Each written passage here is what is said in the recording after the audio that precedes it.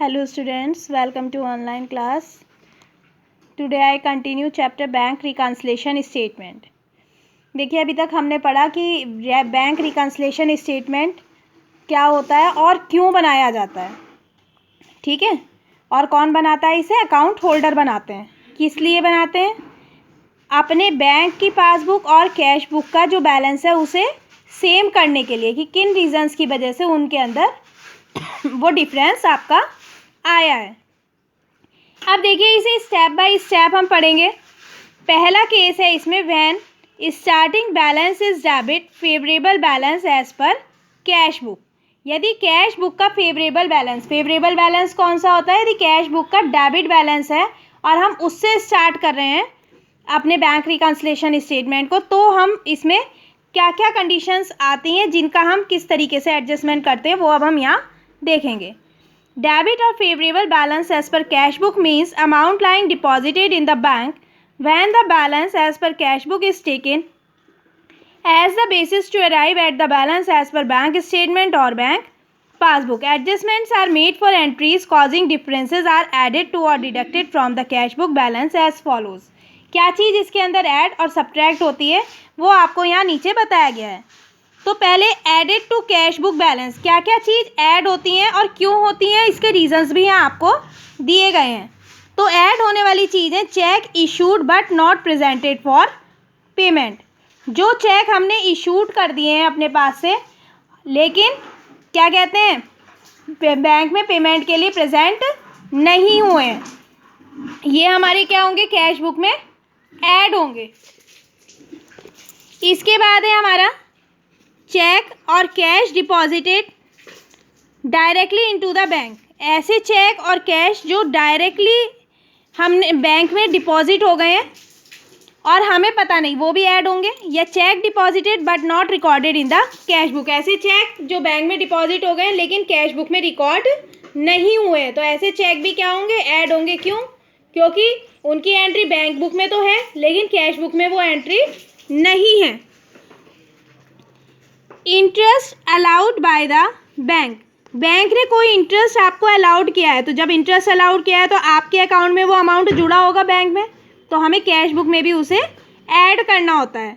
Interest and dividend collected by the bank. कोई interest या dividend bank के द्वारा कलेक्ट किया गया हो डायरेक्टली और हमें ना पता हो तो वो भी कैश बुक में ऐड होंगे. Bills of exchange realised. कोई बिल ऑफ एक्सचेंज है जिसका अमाउंट, बिल के बदले में अमाउंट आना था डायरेक्टली बैंक में, उसका हमें नहीं पता है, वो बैंक में एडेड है, इसलिए हमें अपने कैश बुक में भी उन्हें क्या करना होगा? ऐड करना होगा. Wrong credit granted by the bank. यदि कोई ऐसी चीज़ है, कोई ऐसा अमाउंट है जो बैंक ने रॉन्गली आपके अकाउंट में क्रेडिट कर दिया है, आपका नहीं है लेकिन रॉन्गली आपके अमाउंट में क्रेडिट करने का मतलब क्या है? बैंक यदि कोई चीज़ क्रेडिट करता है इट मीन्स वो क्या होता है? उन्होंने आपके अकाउंट में वो चीज़ ऐड कर दी है. अब आपको क्या पढ़ना पड़ेगा? क्योंकि हमें बैलेंस को सेम करके लाना है इसलिए हमें उसे अपने रॉन्ग अमाउंट को भी अपनी कैश बुक में ऐड करना होगा. क्लियर है? अब इसी तरीके से डिडक्टेड वाली चीज़, सब्ट्रैक्शन वाली चीज़, वहाँ पहला था cash issued but not presented for payment. यानी हमने चेक इशू किया था लोगों को पेमेंट के लिए लेकिन उन्होंने पेमेंट अभी बैंक से निकाला नहीं. अब यहाँ क्या है? Check deposited but not collected by the bank. हमने चेक डिपॉजिट तो कर दिया, कोई चेक हमारे पास आया, उसकी पेमेंट के लिए हमने डिपॉजिट कर दिया बैंक में लेकिन अभी उसका पेमेंट बैंक में नहीं आया, तो हमने, क्योंकि हम वो कैश बुक में ऑलरेडी एडिट कर चुके हैं, बैंक में वो ऐड नहीं हुआ है, तो करेक्शन हम किस में कर सकते हैं? कैश बुक के अंदर ही करेक्शन कर सकते हैं. इसका मीन्स ये है कि कैश बुक से यदि हम स्टार्ट कर रहे हैं तो सारे करेक्शंस कैश बुक में ही करेंगे हम, चाहे वो गलत हो चाहे सही हो. बैंक के अकॉर्डिंग वो करेक्शन हमें अपनी कैश बुक में करने हैं, ना कि बैंक बुक में. तो इसे क्या करना होगा? हमें अपने कैश बुक में से सब्ट्रैक्ट करना होगा. चेक और बिल ऑफ एक्सचेंज डिसऑनर्ड. कोई चेक या हमने बिल ऑफ एक्सचेंज बैंक में दिया हुआ है, उसका पेमेंट नहीं आया या पेमेंट नहीं है, डिसऑनर्ड हो गया है, वो हमारा कैंसिल हो गया है, तो इस कंडीशन में कैश बुक को हमें डिडक्ट करना होगा उतने अमाउंट से. Bank charges charge. कोई बैंक ने अपना चार्ज जो है चार्ज किया है तो वो क्या होगा? कैश बुक में सब्ट्रैक्ट होगा क्योंकि बैंक ऑलरेडी उसे हमारे अकाउंट में से कट कर चुका है. Interest charge. किसी चीज़ का इंटरेस्ट उन्होंने चार्ज किया है बैंक ने तो क्या होगा? वो भी हमें अपनी कैश बुक में से सब्ट्रैक्ट करना होगा। इसके अलावा direct payment by the bank as per starting instructions, कोई हमने इस स्टार्टिंग में इंस्ट्रक्शंस दिए हुए हैं कि हमारे अकॉर्डिंग आपको मंथली या ईयरली या 6 मंथ्स में ये अमाउंट आपको पेड करना है। तो इस तरीके का यदि कोई हमारे इंस्ट्रक्शंस के थ्रू कोई अमाउंट उन्होंने बैंक ने पेड किया है तो वो भी हमें अपनी कैश बुक में से सब्ट्रैक्ट करना होगा। Wrong debit bye the bank, यदि कोई रॉन्गली डेबिट हो गया है बैंक के द्वारा, हमारे अकाउंट में से कुछ अमाउंट उन्होंने निकाल लिया है, किसी के में रॉन्गली डेबिट कर दिया है, then it is also deducted in the cash book. Cheque recorded but not deposited, हमने कोई चेक ऐसा है किसी के पास से आया, हमने अपनी कैश बुक में नोट कर लिया लेकिन बैंक में जमा करना भूल गए, अभी डिपॉजिट ही नहीं किया है, देन इस कंडीशन में भी हमें क्या करना होगा, वो चेक अपनी कैश बुक में से सब्ट्रैक्ट करना होगा। अब इसी से रिलेटेड देखिए इलस्ट्रेशन दिया हुआ है। On 31st March 2019, bank column of the cash book showed a debit balance ₹49,000। Cash book कितना शो कर रहा है debit balance 49,000 and bank statement और passbook show credit balance of 37,400। Entries the check cash book and passbook were compared and following differences were identify. अब आपने cash book और passbook को देखा और ये डिफरेंसेस पाए गए। इसके अकॉर्डिंग अब आपको क्या बनाना है, बैंक रिकन्सिलेशन स्टेटमेंट बनाना है। अब आपको ये देखना है कौन सी चीज़ ऐड होंगी और कौन सी सब्ट्रैक्ट होगी, जो अभी मैंने पीछे आपको ये रूल्स बताए अकॉर्डिंग टू दिस। तो पहला है चेक ऑफ श्याम, क्योंकि हम कैश बुक से स्टार्ट कर रहे हैं, फर्स्टली हम डालेंगे balance as per cash book debit. कितना अमाउंट था हमारा यहाँ पे 49,000, देखिए अमाउंट वाले कॉलम में 49,000 हमने डाला है।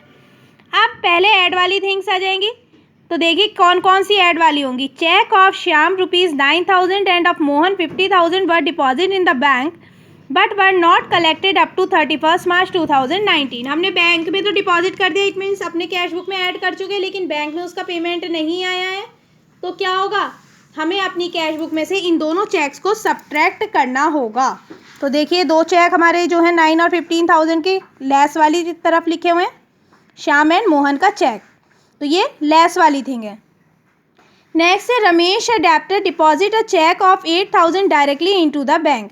रमेश एक डेप्टर है जिन्हें हमें अमाउंट देना था, उन्होंने डायरेक्टली 8,000 का चेक हमारे बैंक में डिपॉजिट कर दिया, तो ये क्या होगा, हमारा 8,000 ऐड होगा।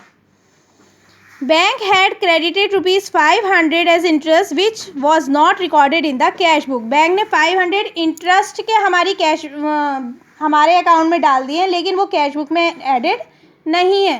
तो इंटरेस्ट क्योंकि उन्होंने हमारे क्रेडिट किए हैं, यदि डेबिट किए होते तो कट हुए, क्रेडिट हुए इट मीन्स उन्होंने हमारे में अकाउंट में शो किए, डाले हैं, तो ये क्या होंगे, कैश बुक में ऐड होंगे। तो देखिए इंटरेस्ट अलाउड बाय बैंक 500।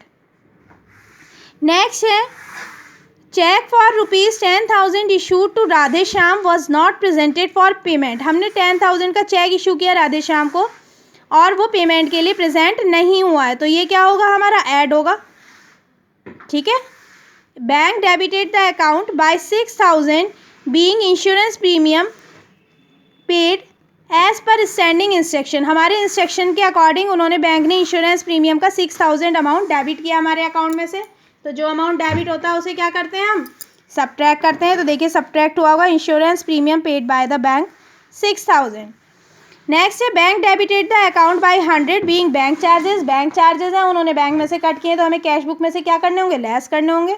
अब हमने लेस वाली थिंग्स एक तरफ लिख ली, ऐड वाली एक तरफ लिख ली, तो 49,000 में पहले ऐड वाली हमने ऐड कर दी और फिर लेस वाली देखिए लेस की है, तो हमारा बैलेंस बिल्कुल सेम वही आया 37,400 जो बैंक का बैलेंस था।